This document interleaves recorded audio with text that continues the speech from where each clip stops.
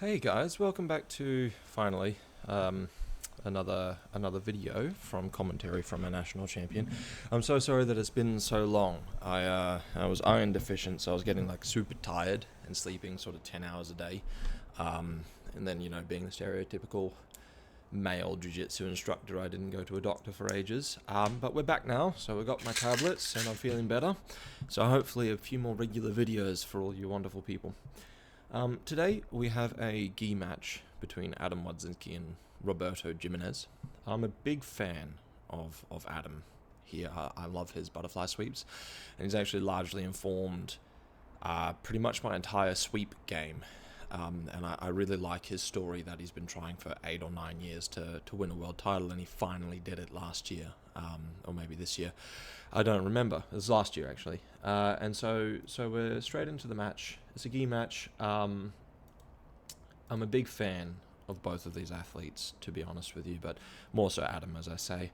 And so we're just getting into the grip fighting, and as I say quite often between my students, you can see the distance managed. It's quite well. And so even if you were to extend a hand, you'd only get to somewhere like here, and so on and so forth, so you're only barely touching in the middle, which is about right for what we want for the distance management. And so you can see how they like came together and then they broke apart, right? And so you don't generally want to engage unless you have the best grips for you. And so this beginning stages of the match can be quite difficult. And you can see even then, like, this sheer aggression of going for a double leg when, say, Adam here was quite relaxed. And so you can see how Adam's going for a tall grip on the collar and the sleeve, probably to pull guard because he quite likes to sweep. And then Roberto Jimenez is immediately ducking under and going for that tackle, and you can see how deep he gets. I love him running this back leg forward to plant, and look how straight this posture is. So it's really, really good job by Mr. Jimenez. And then he manages to take Adam down, and Adam just kind of accepts that because he's now in his favored position.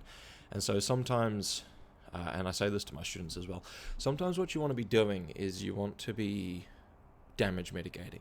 So back a couple of seconds ago, Adam could have fought this to the nth degree, but just have a look at how kind of even off balance he is now, and how deep Roberto is on this tackle. And then Roberto goes tall, and now Adam's going to get tackled, and he might get tackled into a smash pass, or he could grab the belt, sit down into a butterfly guard, and have a really solid chance at sweeping later. And so it's a mechanism with which you can control the flow of the fight without getting so far behind that you end up losing everything. Roberto does a really good job of controlling that inside knee, stepping over the top for a pass attempt, blocking the hip so that it's hard for this leg to weave, and we'll just see what happens. But let's let play. So I had some feedback before to let the video play a bit more, so let's let that happen. Roberto goes for like a donkey kick pass, and Adam reads this really, really well, and you can see how he's already shrimping backwards, so that there's not much point in collapsing in of your Roberto, because your bomb has to go tall, giving space for the bottom knee to go in, and then this leg will weave. And so Adam manages to sit back up into a butterfly guard, gets the half guard back, and now is looking for a butterfly hook. And then he'll sweep in short order, I'm sure. So now this is a very difficult position to play if you're Roberto because of the power of this grip. What Adam wants is, you can see how he's bulk crunched the whole time. So he wants Roberto to be coming forwards out of the base, and Roberto wants to be coming forward out of the base, but on his own terms, not before he gets swept. But what happens is that due to the nature of this position and the off-balancing, it allows Adam to like rotate and tilt back side to side, and then you get the hook in, and now this is a very dominating position for Adam. So we're going to see probably a sweep in a second. Now you can see from this angle, Adam's trying to control the sleeve because he wants to be lifting but also dragging forwards with this top hand, dragging forwards while punching this one in, and then you'll have like a spinning cartwheel effect. And so you can see how Adam's starting to look to take that that's a beautiful idea. So we'll just talk about that idea before. He wants to take hold of the sleeve, and then if Roberto doesn't respect this, he will get swept. So Roberto like wrenches out, and then Adam goes into a deep, like swings in onto the leg for a deep half. Roberto manages to stabilize, almost gets hold of the guillotine, almost gets an underhook, but again, Adam's relatively fresh, so he can hit the reset button with the crunch, which is quite good. I liked that. That was cool. So we're going to be here. Once again, difficult position for Adam to play because Roberto's doing such a good job backing away for that distance management. So you see how far away his hips are from Adam's. Now from this position, Adam has to be careful because there's top hands coming over and under. He could potentially try to wrestle up this way, but likely because this hand and this foot's free, Roberto will just stack up, build height, get over the top of the neck, start collapsing in, and then a guillotine happens.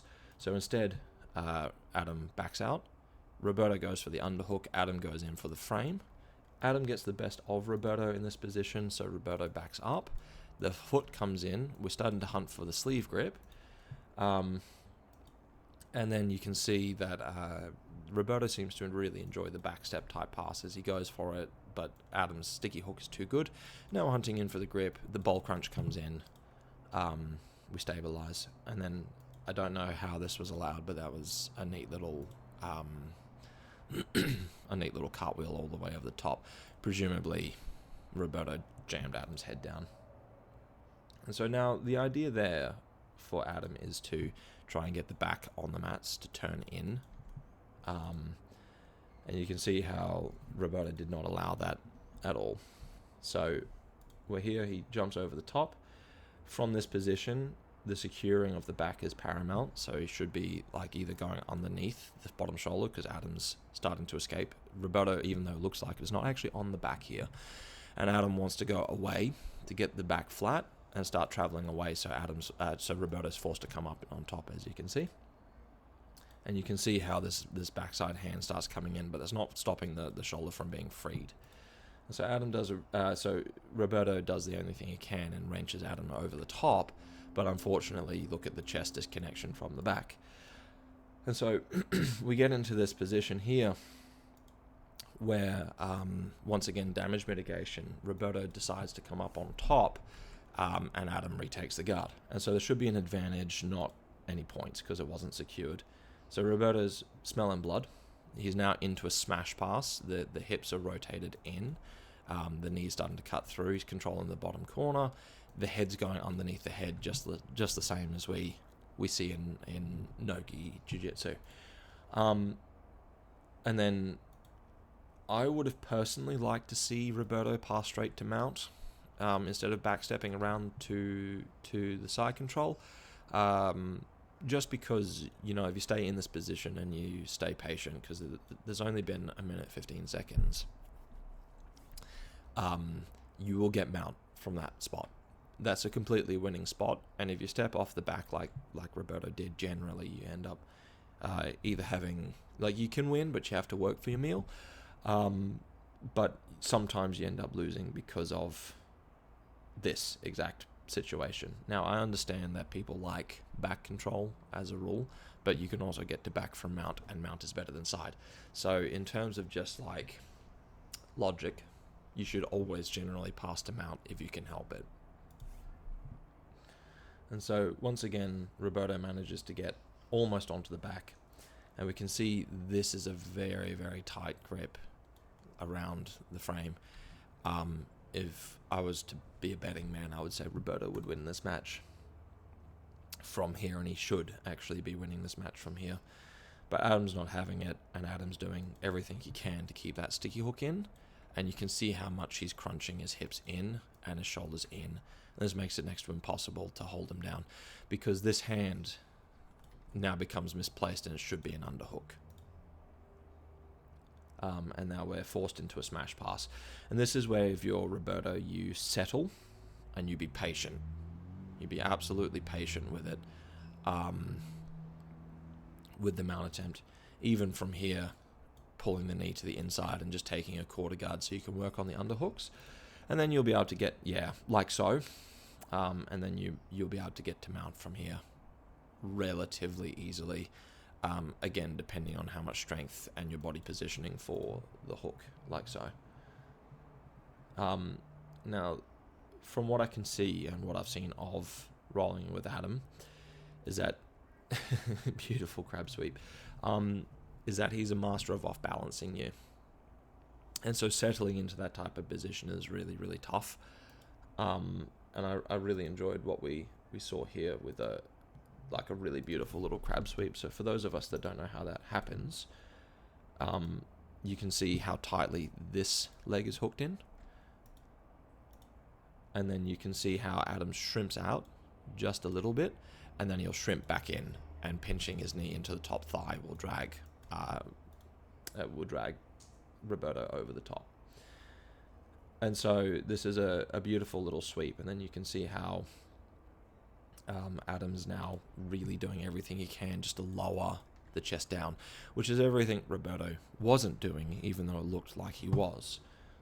And so we're into this position, this quarter guard type thing, and now Adam has the option to windshield wiper over the top to top mount,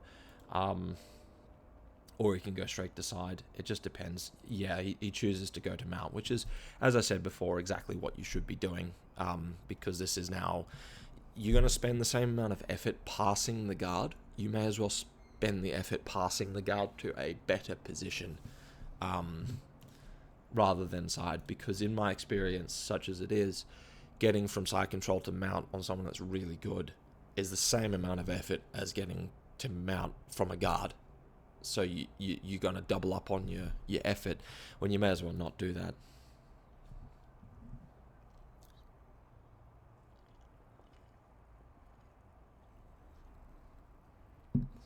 Tough thing to do. And so Adam is so good at his sweeps and he was so good at playing his A game, that for that little sequence there, he made Roberto look like a blue belt, didn't he? Because he's just so good at that specific area of jiu-jitsu. So how do you play against someone that's as good as Adam? And you can see it's just standard practice now, heavy pressure, underhook, etc., climbing up the mount. Knees wide in this position because the hands aren't on the hips. So when the bucks come along, you need to have knees wide to maintain your base. How do you even play against someone like Adam that's so good at forcing the issue into his A game, and like we saw Roberto almost take the back twice and almost pass the guard 3 times, and yet Adam was somehow managed to come back into this fight. It's a difficult ask, and the answer is actually patience. So Roberto should have won this if he was more patient with the passes, is the bottom line. And just be willing to spend more time in those positions. Because once again, you can see down here, we've only had 3 minutes and 17 seconds in this match, and already it's pretty well dead lost,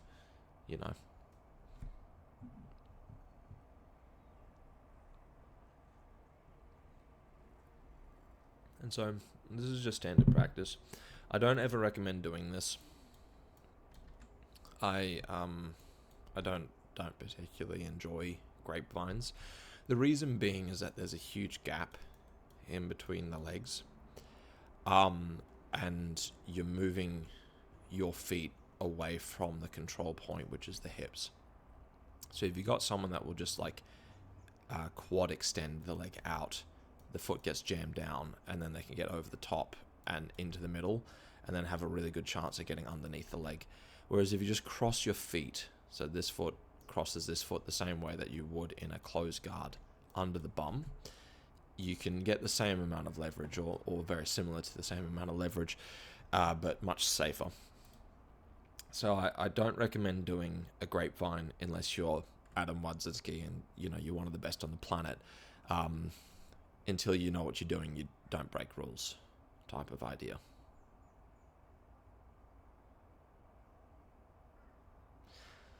And so this is a I think Adam's actually also a bit taller than Roberto as well, which also feeds into his ability to start doing this. And you see how as Roberto starts going, Adam brings the feet back in underneath. My personal preference has always been to be above the hip line with at least one bottom foot. So you can see how Roberto's going to the left here, his left. The right foot should be traveling underneath. And then you end up with like a closed guard, but from top mount. And it's very, very nightmarish to try and get out of. And so Roberto's hitting a lot of reset button. He's burning a lot of juice in this position. Smaller, consistent movements will probably be better. But again, it's very, very difficult. I say to my students all the time, don't underestimate how badly you're actually losing underneath mount. I don't know why Adam just went from 9 to 16 points. I haven't actually seen this. Maybe that counted as a regard and then he gets the mount again. But even then, I can't imagine why that would count as 9 points. If anyone knows, please feel free to leave that in the comments so I can learn as well. And so we're here. Roberto's doing everything he can to stop Adam from getting this underhook. So he's even like exposing his other elbow to try and grip. But this is pretty well just a slow death now. And it's just like a burnout. And we can see how like the cranial shift comes in. Jamming the head to the side. This hand will go further underneath, which allows Adam to drop the head down to this side, which means that he'll get an underhook on the other side and then probably an armbar or a choke, etc, etc, etc. He could also be going for a choke now to force the issue of defense to separate the hands, as you can see. And so if you don't defend the choke, you're going to get choked. If you do defend the choke, you give up underhooks, and it's just a bad spot to be in. And so don't underestimate how badly you're actually losing underneath mount when you're underneath mount.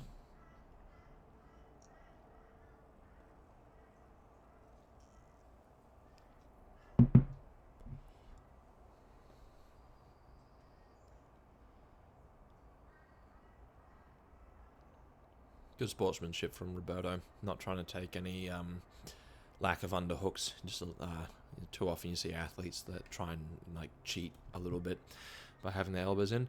So now we've got this double underhook situation. It's not great. And the way that you get out of this if you're Roberto is you need your hands under the neck so that you can start to pull your arms down and backwards and then start feeding in on one side to come back into the match with frames. But it's a big ask. It's a big, big ask.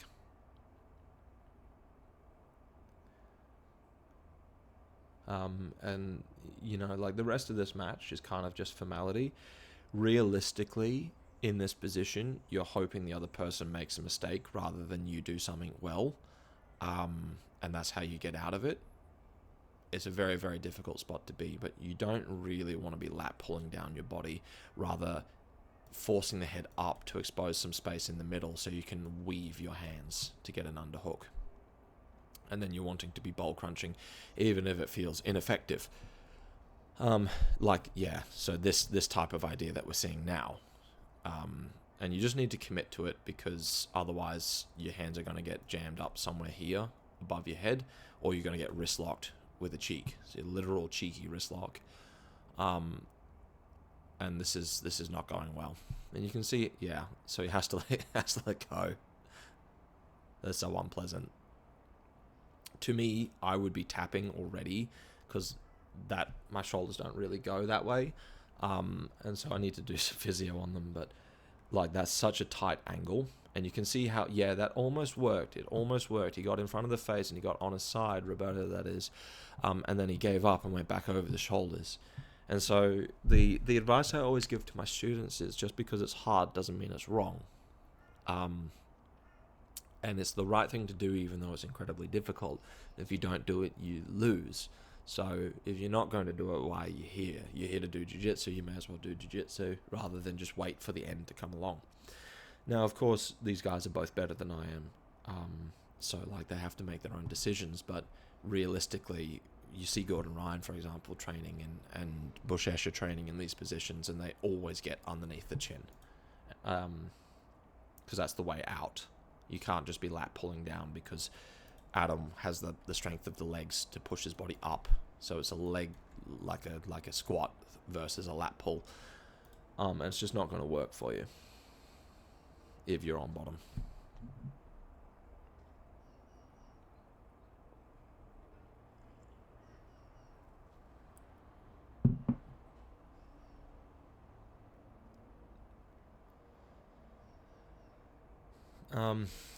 And so, yeah, it's a process to get through this, and there's not really much more to commentate on other than just watch the repetitive nature of how you go about getting underhooks to and you can see how, like, now Adam forced the hands in and he dropped the chin down, so that now his face is a pusher. We really want to be trying to get the hands under the chin if we're Roberto, and then do a lat pull down to expose the space. So the loop needs to open to all sides, so that you have more space at the top to pull the hand through and down and under. And then this is how you get out, but Adam's not allowing it. And so you need to really commit to the hands in the way, deal with the panic, and then go. And once again, I'm always talking in terms of human psychology doesn't exist. But that's how we have to talk about it in terms of technique.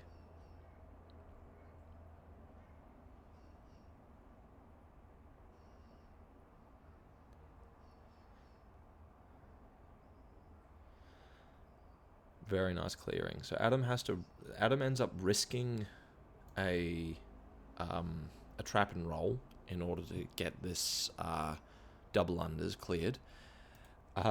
When he could have just continued on with the same idea of what he was doing. And now, because he had to risk that, he has to step off mount.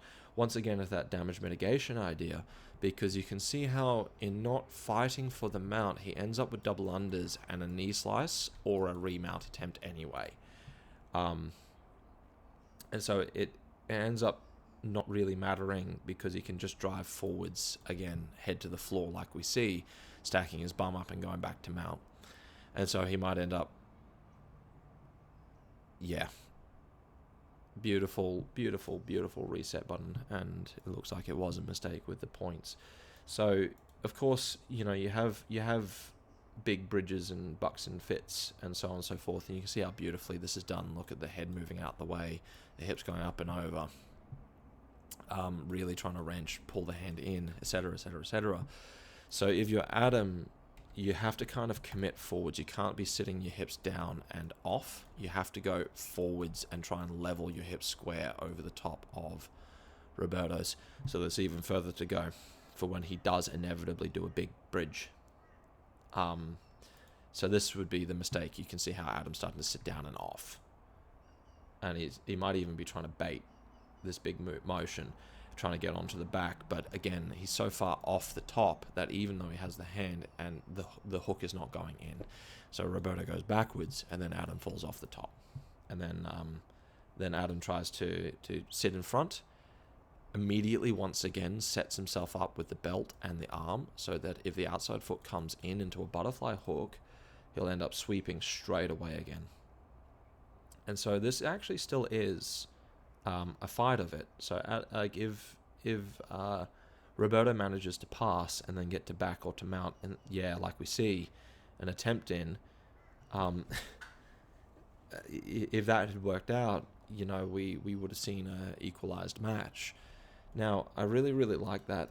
It's a pretty cool little cartwheel pass where he jams Adam's head in and goes over the top, and Adam does a really good job countering it quite well, and he goes for it again, Roberto, that is. But yeah, cool. That's pretty neat. So he's very, very good at that cartwheel pass, jamming the head in and so on and so forth. Now there is real risk of losing the back, and if you're Adam, you spend all that time on mount, you lose a match like this, and I've done this before. It's very, very disheartening. And that's largely because of that impatience with those double unders. Roberto was not going anywhere, and then Adam risked the roll, then he got rolled, which is why you shouldn't risk it. And so now, even though Roberto's tired, he knows he only has a minute some left to make something happen. So he's going to be risking submission attempts. He's going to be risking sweeps. He's going to be risking everything in order to make something happen, because if he doesn't, he loses. And so you've just set yourself up for like a really harsh minute if you're Adam by making that mistake before. And you can see how like Roberto's passing is so good that it forces Adam into defensive postures. And then at the very end of it, Adam manages to wrestle up, probably because of how tired Roberto is after all of that effort in the bottom of mount. And even then, we almost see a tornado sweep and a knee bar. And so it's a really exciting kind of match, especially because these guys are pretty big. You know, it's not like they're 70 kilos. And the only unfortunate thing for Roberto is he needs more finishing power, because those 6 advantages are pass attempts. So you can imagine if he actually secured the pass or the back control, his points would be way, way different.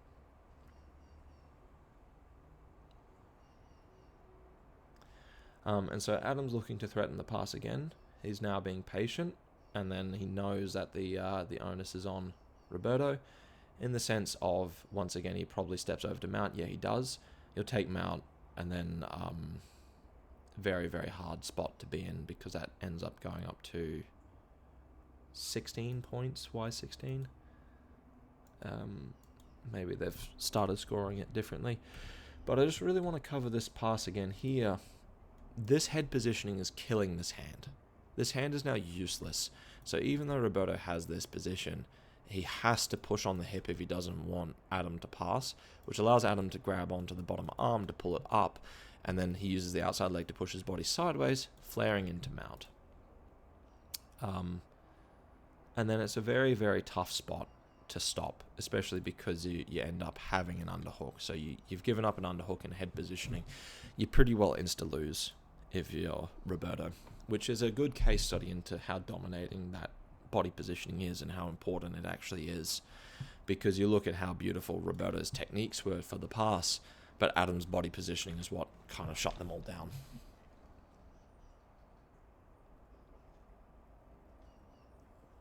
And so it's a really nice win by Adam Wadzinski here. I'm a big fan of his. He trains really hard. I believe he has his own gym, and he trains really, really hard. And I believe that this was the finals of the Pan Championship. I believe. Let's see. I'm not sure. And so massive congratulations to Adam. Very, very high level jiu-jitsu as, the heavyweight finals at the IBJJF Pan Championship. I don't know if that's Pan Euros or Pan Ams, but it definitely is a Pan Championship, so one of the big 6. Very well done to Adam for a very solid win. Anyway, guys, I hope you enjoyed. Please let me know what you thought. Welcome back to the channel, and I'll see you all in the next one. See ya.